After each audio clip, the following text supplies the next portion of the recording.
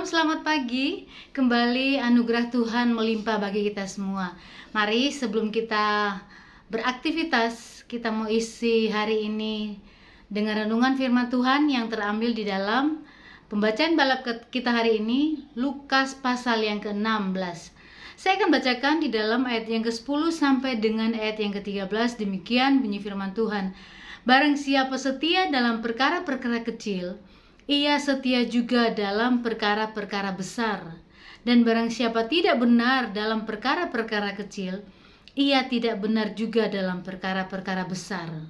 Jadi jikalau kamu tidak setia dalam hal mamon yang tidak jujur, siapakah yang akan mempercayakan kepadamu harta yang sesungguhnya? Dan jikalau kamu tidak setia dalam harta orang lain, siapakah yang akan menyerahkan hartamu sendiri kepadamu? Seorang hamba tidak dapat mengabdi kepada dua tuan, karena jika demikian ia akan membenci yang seorang dan mengasihi yang lain, atau ia akan setia kepada yang seorang dan tidak mengindahkan yang lain. Kamu tidak dapat mengabdi kepada Allah dan kepada Mamon. Puji nama Tuhan. Saudara yang terkasih, di dalam Lukas pasal 16 ayat yang ke-10 sampai 13 berisi nasihat Tuhan Yesus kepada kita supaya kita setia melakukan tugas. Sekecil apapun tugas tersebut, kita harus melakukannya dengan jujur dan taat dan dengan disiplin. Banyak orang berkeinginan untuk meraih sukses besar, mempunyai jabatan, mempunyai kuasa, kekayaan, tetapi kenyataannya dia tidak menjalankan tugas tersebut dengan baik.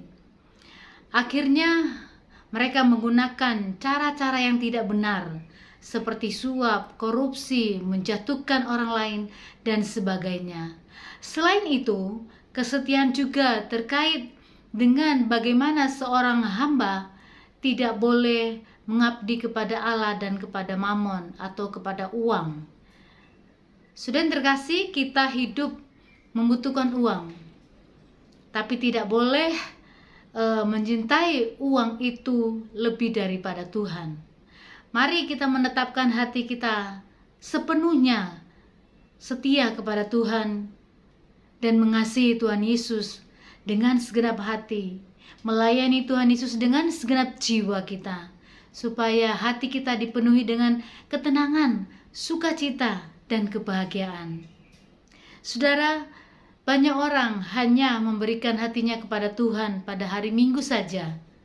Di hari lain, hatinya diarahkan dan diserahkan untuk mencari uang. Jika Tuhan ada di pihak kita, jika Tuhan ada di hati kita, maka seluruh waktu dan aktivitas kita pasti akan kita persembahkan kepada Tuhan seutuhnya. Puji nama Tuhan. Selamat pagi, kiranya Tuhan memberkati kita semua.